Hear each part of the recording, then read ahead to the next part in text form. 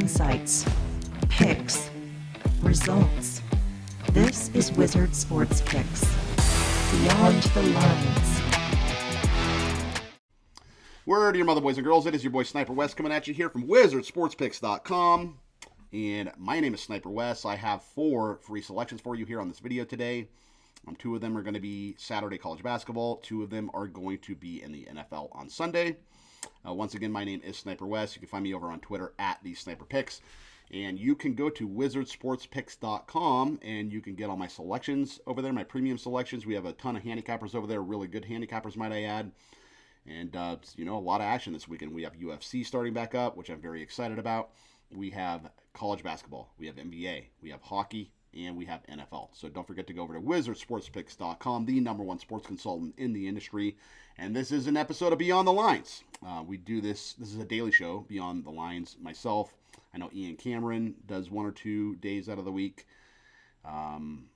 Kevin Thomas does a video. Tom McCrean, my buddy, Right Cape, he does a video once a week. So, yeah, we give you winners every day, and I hope I give you 4 winners here on this video. Hopefully we go 4-0, and we crush the books. That is the point. You guys are here watching a handicapping video because you want some selections that might win, and I'm going to attempt to provide those for you right now. So, why don't we start in the NFL? Because everybody loves the NFL, okay? So Patriots and Broncos. So this game is the early game. It's at 3 p.m. Eastern Standard Time on Sunday, the AFC Championship game. So, regarding Bo Nix, obviously he's out.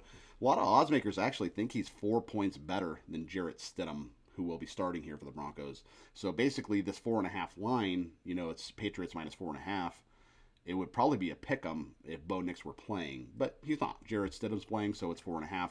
But I like the over. I'm going to focus on the total on this game. So the Broncos arguably have one of the best defenses in the league. Well, arguably the best.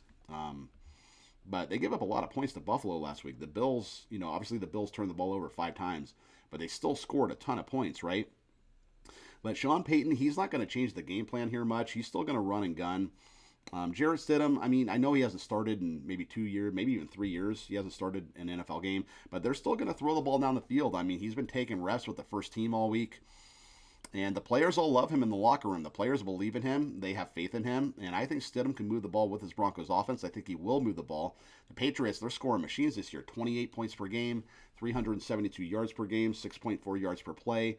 That's good for #1 in the NFL, 6.4 yards per play. That's actually really good. And I get a lot of these numbers were against bad teams because the Patriots, they had a very weak strength of schedule. But they didn't have any problem dicing up the Texans. The Texans' defense is arguably better than the Broncos, and they scored a bunch of points, right, against the Houston Texans. They made it look like no big deal. So I think the total's too low. I like over. This total opened at 40.5. It is now at 42.5, and I think that is the play. Over 42.5 between the Patriots and the Broncos. Let's move on to the NFC Championship game, the Rams and the Seahawks. I'm going to go over here again, over 46.5. So Seattle, they've been a machine this season, especially defensively. They're actually #1 in the NFL as it relates to points per game allowed. They only allow 16.6 points per game. The problem is they face the highest scoring team in the league, and the Rams score 30 points per game. So something has to give here, right? These 2 teams did split the head-to-heads this year. The Rams imploded that second game, if you remember. It was a Thursday night football game. Amazing Seattle Seahawks comeback, and they won on the 2-point conversion. But the Rams, they arguably could and should have won both those games. The first contest went under. It's 21-19. That was earlier in the year. But obviously, that second contest that they lost, it was 38-37. So it was a very high-scoring game. Rams off a lot of travel, right? They went to Carolina. They barely beat the Panthers. They went to Chicago, barely beat the Bears. So they've been all over the country. While Seattle has not left the state of Washington since January 4th, right? The weather should be fine. I looked up the weather. There might be a little bit of rain, but no wind. And wind is really what affects throwing the football and field goals. So I'm cool if it rains a little bit. No big deal. A little worried about Sam Darnold, to be honest with you. I know he didn't have to do much against the Niners. He only threw 124 yards against the San Francisco 49ers last week. He kind of played the Trent Dilfer part, right? Just let the defense and special teams do their work and don't screw it up. Don't throw interceptions. But remember, Darnold, he was with the Vikings last year, and he played these very Rams in the playoffs, and he looked terrible. That game was in Arizona, if you remember, due to the California wildfires. But yeah, he looked absolutely terrible. He was seeing ghosts, which is a direct quote from Sam Darnold when he was on the Jets. So But I think they're going to move the ball. I think they're going to have success. I get no Charbonnet, but that's fine. I think they're going to run the ball, and I think they'll be able to throw the ball too. And I think the Rams do what they do. Puka's going to do his thing. I think the Rams will get Devontae Adams involved more. And I like this game to go over. It's 46.5, and I think we see another shootout here. So Rams, Seahawks over 46.5. Let's move over to college basketball. These two games I'm going to give you are early on Saturday morning, okay? We're going to start with Kentucky and Ole Miss at 11 a.m. Eastern Standard Time on Saturday morning. So Ole Miss, they beat Kentucky 98-84 last year. That was the only head-to-head matchup last year in 2025. So Kentucky has revenge right out of the gate. And I get that, a lot of the kids on Ole Miss and Kentucky, they weren't part of that team last year, so they don't remember the 98-84 blowout.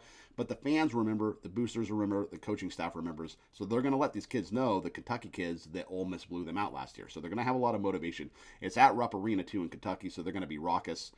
Wildcats, they've been playing well. They've won 8 of 10. They lost to Missouri, Alabama. They lost to Missouri and Alabama, but they bounced back. They have 4 SEC wins versus Mississippi State, LSU, Tennessee, and Texas. Rebels lost to Auburn at home, but they did beat Missouri, Georgia, and Mississippi State before that. So, kudos to them. They were actually playing well before that Auburn loss. But they're only 6-13 against the spread this year, so they're burning your money if you're backing them. Kentucky, they're 10-2 at home. They play very well here. Denzel Aberdeen, Colin Chandler, Ortega Owa. They're very, very deep. They have actually 8 players that score 6 points per game. So they're going to keep coming at Ole Miss all game here and get contributions from everybody. So it's a lot of points here. It's 9.5, but I'm going to lay the 9.5. I think that's the side. Kentucky minus 9.5 over the Ole Miss Rebels. Again, that's at 11 a.m. Eastern Standard Time on Saturday. Your final play is 1 hour later. It's noon Eastern.